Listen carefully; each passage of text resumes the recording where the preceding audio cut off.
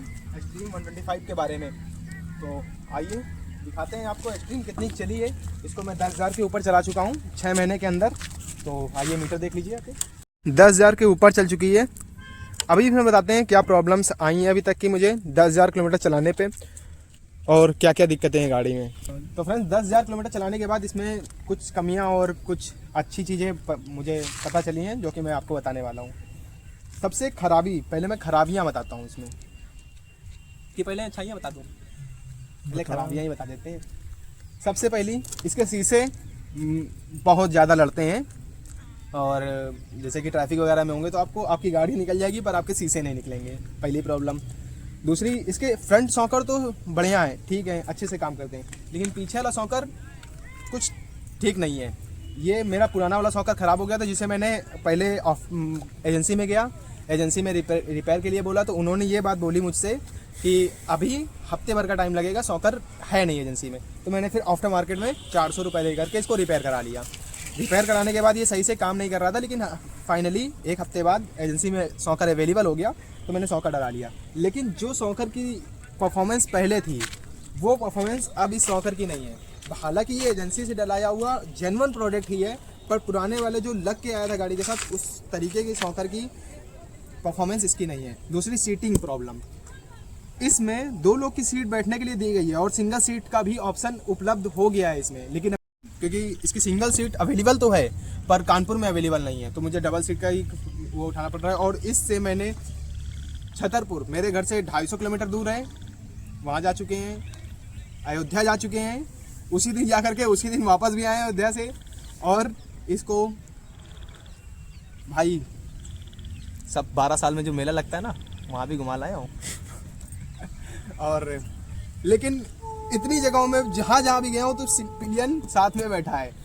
Pillion का बस एक ही सोल्यूशन रहता है, ये भाई कैमरामैन बताएगा मेरा। पिलियन भाई साहब क्या होता है बताओ, गाड़ बनने में कैसा लगता है? इसमें बहुत दिक्कत होती है पीछे बैठने में, पिछवाड़ा में तो झूलने लगता है। पर राइडर के लिए कोई प्रॉब्लम नहीं आती है, राइडर के लिए परफेक्ट है। आप इसे राइड करके 200 किलोमीटर नॉन स्टॉप लेकर के जा सकते हो, कोई भी थकावट, किसी भी तरीके का दर्द महसूस नहीं होगा। और घूम के आ जाओ भाई।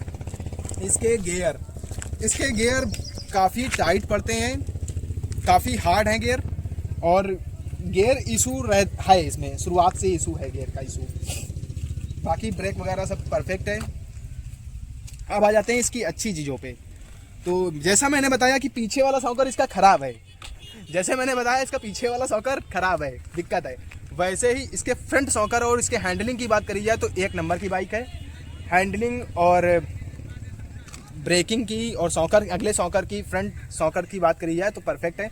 इसके टायर सेक्शन की अगर बात करी जाए तो इस 125 सेक्शन में जो सबसे वाइड टायर आते हैं वो इसी के हैं, और चैन भी अगर 125 के सेगमेंट में अगर देखी जाए तो सबसे बेटर चैन इसी बाइक में आती है। यहाँ तक जो अभी होंडा की हॉर्नेट, या शायद हॉर्नेट करके ही कोई बाइक है जो 125 सीसी की लॉन्च होने वाली है, जिसका अभी प्राइस भी रिवील हो चुका है और वो समथिंग 1,12,000 एक्स शोरूम प्राइस है, उस वाली बाइक से भी बेटर चैन इसमें आती है और बेटर टायर और बेटर ब्रेकिंग आती है। हालांकि एवीएस उसमें भी आता है, बट उसकी जो ब्रेक है वो छोटी है, और इसकी 170 mm की फ्रंट डिस्क ब्रेक है विथ एबीएस। तो ब्रेक, टायर और इसकी जो परफॉर्मेंस है वो बढ़िया है। लेकिन इसके इंजन में क्या है, साउंड, इंजन गर्म होता है, थोड़ा बहुत गर्म होता है, kit kit kit kit kit kit kit जैसे कि टाइमिंग चैन की आवाज़ आती है।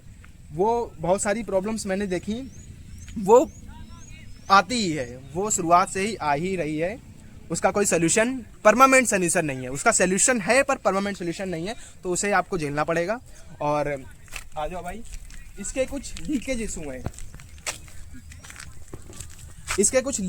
हैं, तो जैसे कि यहाँ से आप देख सकते हैं, इसे मैं 6 महीने की बाइक हुई है, 6 महीने की बाइक में कम से कम इसको 10 बार चेंज करा चुका हूँ, फिर भी यहाँ से ऑयल आना बंद नहीं हुआ है।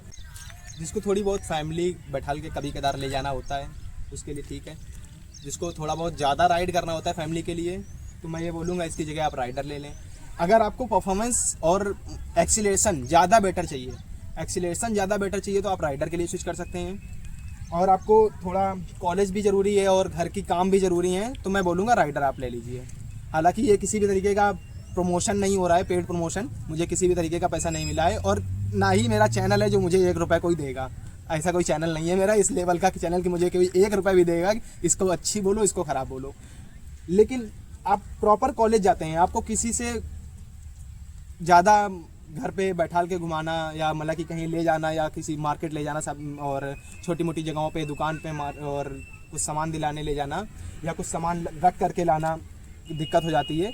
और मतलब कि उस तरीके से आप नहीं यूज करना चाहते हैं इसको तो आपके लिए परफेक्ट है।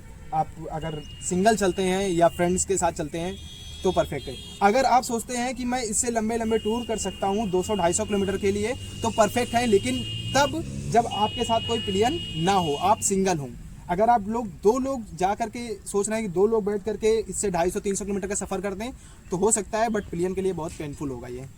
तो बाकी इसके सॉकर जिसको अच्छे चाहिए, फ्रंट सॉकर जिसको हैंडलिंग अच्छी चाहिए, हालांकि पीछे वाला सॉकर भी बेस्ट है, परफेक्ट है, लेकिन जो कंपनी के साथ लग के आता है वो चीज़ नहीं मिल पाएगी दोबारा। आप अगर कंपनी से ऑथराइज प्रोडक्ट डलवाएंगे फिर भी वो परफॉर्मेंस आपको नहीं मिल पाएगी जो गाड़ी के साथ सॉकर लग के आता है। बाकी इसके सॉकर, ब्रेकिंग, टायर सेक्शन, इसकी कॉर्नरिंग और इसका हैंडलिंग जितना बेटर है उतना बेटर 125 सेगमेंट में कोई भी बाइक नहीं दे पा रही है। सबसे ज़रूरी पॉइंट जो कि मैं आपको बताना चाहूँगा, ये की लेने से पहले कि अपने नाम करें उससे पहले इसकी सबसे बहुत ज़रूरी बात बताना चाहूँगा जो कि हर एक आदमी को प्रॉब्लम कर सकती है।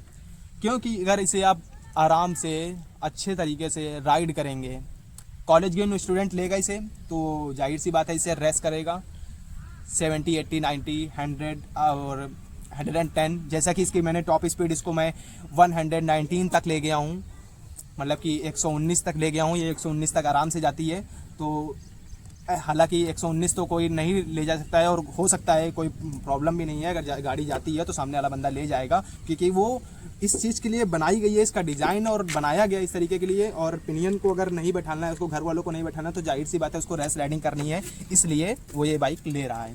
तो आपको अगर एवरेज का इशू है तो आप इसे मत लीजिएगा, क्योंकि इस गाड़ी का एवरेज अगर आप मान लीजिए 50-60 के आसपास चलते हैं, आराम से चलाते हैं तो इस गाड़ी का एवरेज 50 से 55 आता है। लेकिन अगर इस आप रेस राइडिंग करते हैं तो 20 का भी एवरेज है, मुश्किल से देती है। तो अगर आप लोग इस बाइक को आराम से चलाना चाहते हैं तो ले सकते हैं। अगर आप लोग सोच रहे हैं कि इससे मैं रेस राइडिंग करूँगा, रेसिंग करूँगा, तो पेट्रोल डालने के लिए सोच लीजिए, क्योंकि ये रेस राइडिंग करने पे 25 का भी एवरेज निकाल के देते तो भाई मैं अपना चैनल बंद कर दूँगा।